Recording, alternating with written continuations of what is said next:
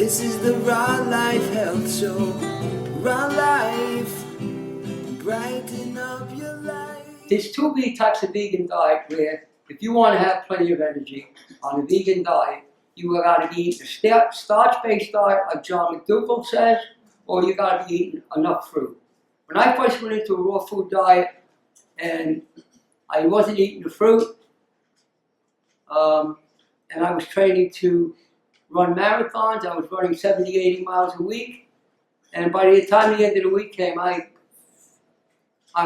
couldn't run very far. So then I realized what I was doing was just, not that it wasn't scientific, not eating fruit, it didn't make any sense. So as soon as I started eating a lot of fruit, like I still do today, I still eat plenty of fruit.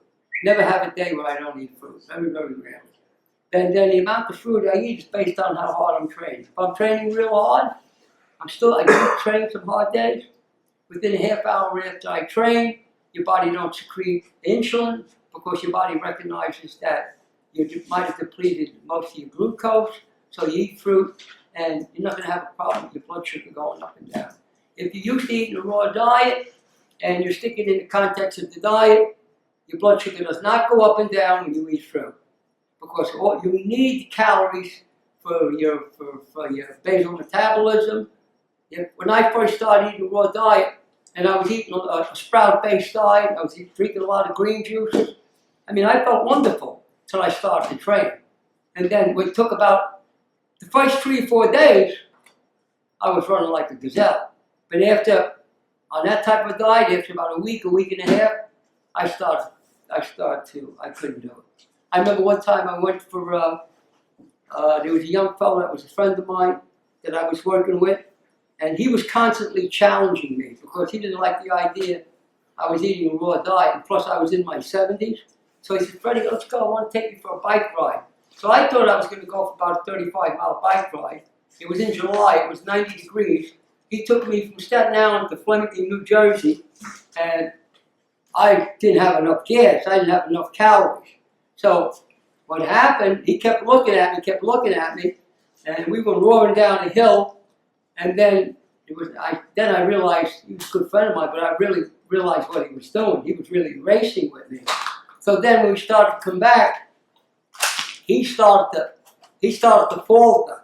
So he said, I got to get something to eat. I got to get something into me. So we went into a delicatessen.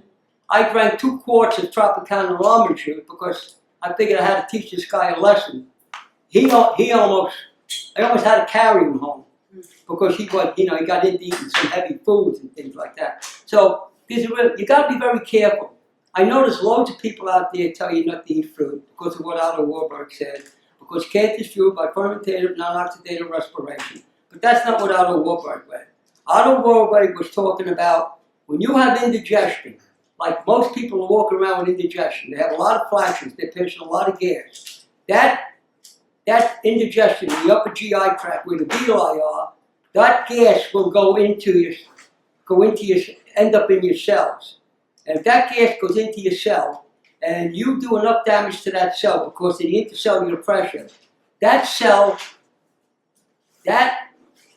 has the ability to utilize less oxygen and switch to another gas, even methane, which is a sewer gas. Your body can switch to utilizing a small amount of methane. So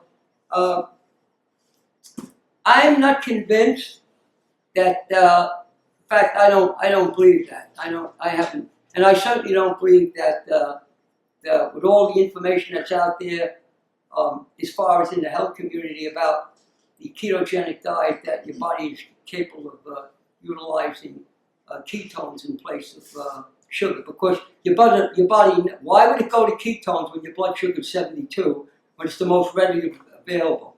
Of course, it's, burning fat for fuel and producing ketones is a secondary system. We are supposed to do that when we're fasting, you have type 2 diabetes, or you're starving, or you're a hunter-gatherer that's running around chasing an animal and you haven't been able to find one. And that's why, at that time, they learned that whenever they got an animal, they had to engorge themselves, eat so much that they fell asleep, because they might have to go a couple of weeks where they couldn't get another animal, but They knew the roots to pull up, the wild berries to pull up. The strawberries were about this big. The strawberries were really, they were all hybrid strawberries. All these things that are exaggerated, they're all hybrid.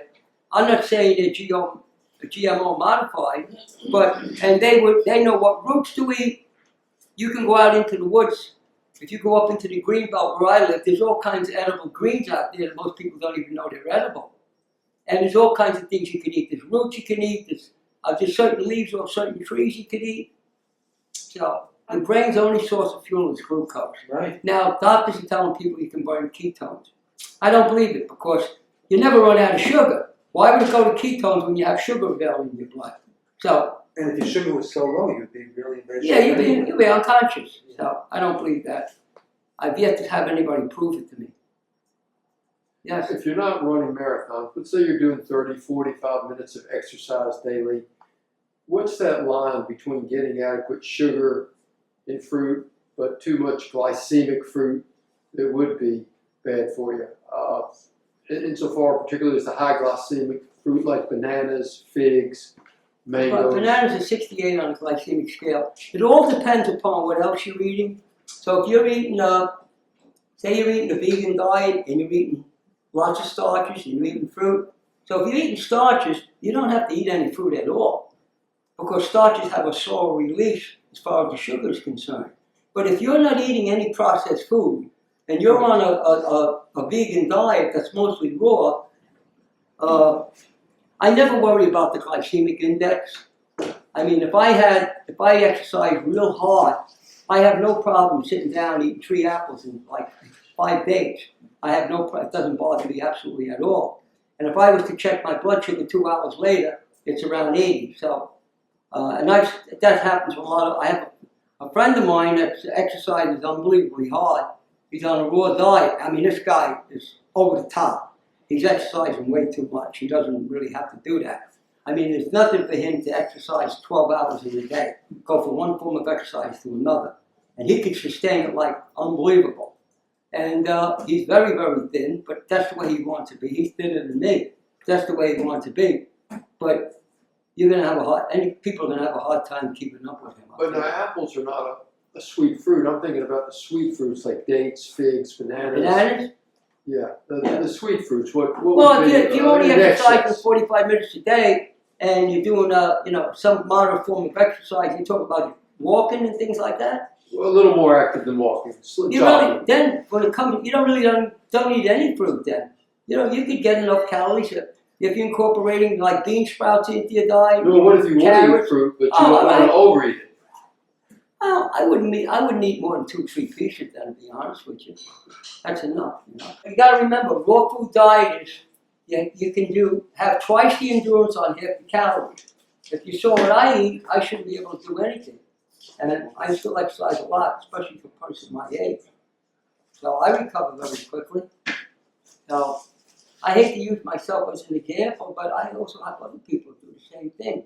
I found that if I get enough calories for somebody that don't exercise, and I get them from the quality of food that I eat, I got a lot to, I'll have more than enough energy, more than enough endurance. If you're going to go out for a grueling exercise period, would you eat some food prior as opposed to eating it after? You exercise in the morning?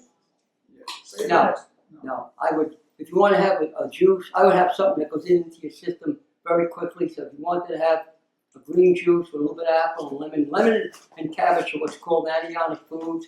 They're actually like magical foods for your nervous system and everything.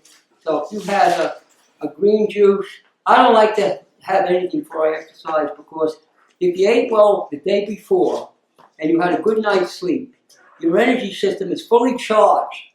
If you eat something in the morning, you have to weigh the amount of energy it's going to take to digest it against the amount of energy it's going to provide. That's why people eat bacon and eggs in the morning to give them energy. It's utterly ridiculous because it's not giving them any energy. That's why they got to drink coffee. They're going to fall apart. That's just utterly ridiculous. But there's people out there telling people, with a fat-based diet, But with that being said, it takes approximately 1 to 2 weeks for your body to switch from glucose to burning fat.